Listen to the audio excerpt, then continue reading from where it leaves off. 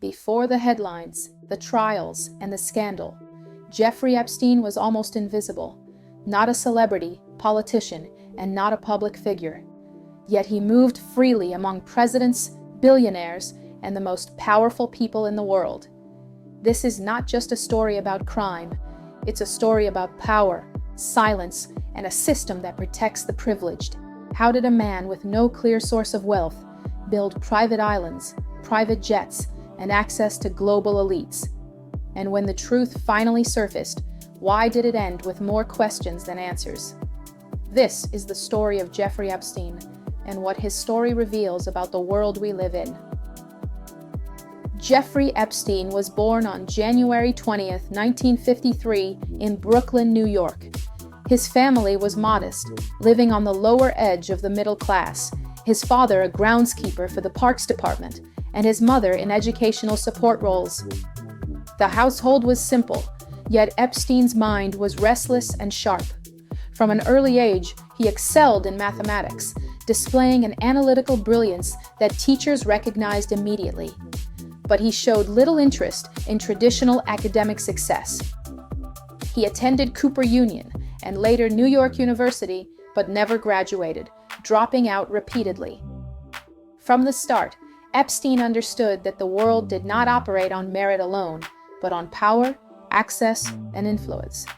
His early life taught him that to rise, one had to bend rules, manipulate perception, and navigate networks. He learned to bypass formal credentials, to gain trust from the powerful, and to advance without accountability, shaping a mind that constantly sought control, recognition, and influence. In the early 1970s, Epstein began teaching math and physics at an elite private school in New York.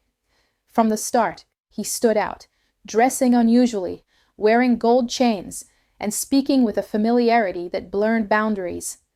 Students found him charismatic and brilliant, while some parents felt uneasy. His behavior suggested a manipulative personality, capable of charming and subtly controlling others. Epstein soon realized that real power didn't exist in classrooms, but in wealthy families. Through the father of one of his students, he was introduced to Bear Stearns. Despite having no finance degree or formal experience, he became a limited partner within 4 years. This rise wasn't driven by financial genius, but by strategic networking, trust building, and proximity to power.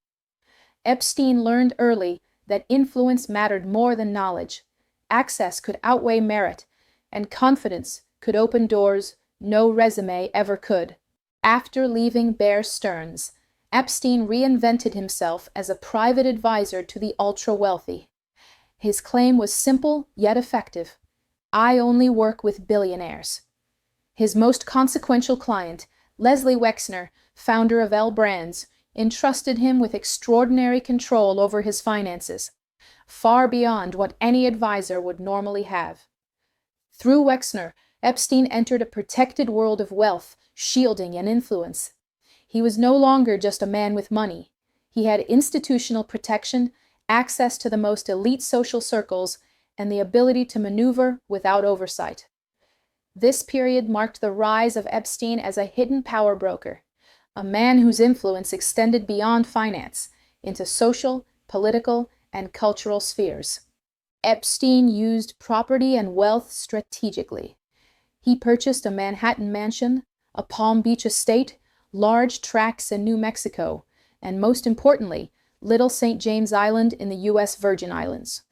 The island was isolated, a controlled environment beyond public scrutiny, where powerful guests, politicians, academics, billionaires visited, and where victims were systematically recruited.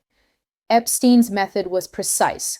Underage girls, often from vulnerable backgrounds, were offered money, jobs, or promises of opportunity. Gradually, they were normalized to sexual abuse, financially and psychologically dependent, controlled through fear, intimidation, and helplessness. Rarely did he use overt violence. Psychological manipulation was his weapon. The presence of powerful visitors reinforced the message: he is untouchable. The island became a symbol of his ability to combine wealth, secrecy, and psychological control to manipulate and exploit others for decades. In 2005, a family in Palm Beach reported Epstein's abuse of a 14-year-old girl. The police investigation uncovered more than 40 victims, photos, and evidence, and the FBI became involved. Yet in 2008, everything collapsed with a controversial plea deal negotiated without informing victims. Epstein admitted to just 2 state charges: solicitation of prostitution and procuring a minor. He served only 13 months of an 18-month sentence, much of it with work release privileges. The deal sparked outrage and became a prime example of how wealth and influence could bend the justice system. Accountability was selectively applied, demonstrating that privilege could shield criminals from consequences, while victims were ignored. Years later, investigative reporting and the release of federal documents revealed Epstein was not an isolated anomaly, but part of a larger ecosystem of power, wealth, and silence. Emails, flight logs, private gatherings, and detailed records showed a network of elites whose influence blurred the lines between access and accountability. These files, numbering millions of pages, depicted not only the scope of his crimes, but the systems that enabled him. Many experts believe what was released represents only a fraction of the truth, leaving unanswered questions about who else was involved and how deeply corruption penetrated elite circles. On August 10, 2019, Epstein was found dead in his cell at the Metropolitan Correctional Center in New York. Officially, the cause was ruled suicide by hanging. Yet the circumstances, malfunctioning cameras, ignored protocols, a body never publicly displayed beyond controlled images, sparked doubt, conspiracy theories, and a sense of unfinished business. Epstein's death silenced him permanently, but it did not end the story. It left a vacuum, a public still seeking truth about the full extent of his network. Almost immediately after his death, rumors spread that Epstein might still be alive. According to these claims, he used his wealth, influence, and sensitive knowledge to fake his death and escape. While no credible evidence supports this, the persistence of the rumor illustrates a deeper issue: public distrust in institutions.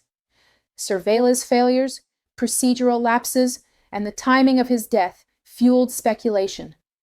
The rumor is less about Epstein himself and more about a society questioning transparency, accountability, and power.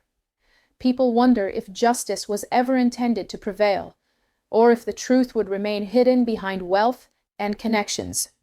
Virginia Roberts' revelations regarding alleged non-consensual encounters with Prince Andrew suggested that Epstein used pressure and influence to draw others into his cycle of abuse. Roberts' allegations have been documented in statements and legal filings and referenced by media and official records. However, there has been no criminal conviction against Prince Andrew in relation to these claims, and he has consistently denied the allegations. Jeffrey Epstein became more than an individual. He became a symbol of a system in which wealth buys protection, power overshadows accountability, and victims are ignored. His story exposes how fragile justice becomes when it confronts money and influence. The Epstein case is not solely about one man. It is about a society that allowed such abuses to occur, a system that prioritized privilege over justice, secrecy over transparency, and influence over accountability. However, several well-known figures stated that once they became aware of his behavior, they distanced themselves from him. And this is exactly where the story of Jeffrey Epstein is no longer just about him. We're not talking about one man. We're talking about an island, an environment where powerful politicians, billionaires, academics, and influential figures visited. But perhaps the most important question remains: was Jeffrey Epstein really acting alone, or was he merely the tip of the iceberg of a global network of corruption whose full scale we may never know? The Epstein case may be officially closed, but the questions are not.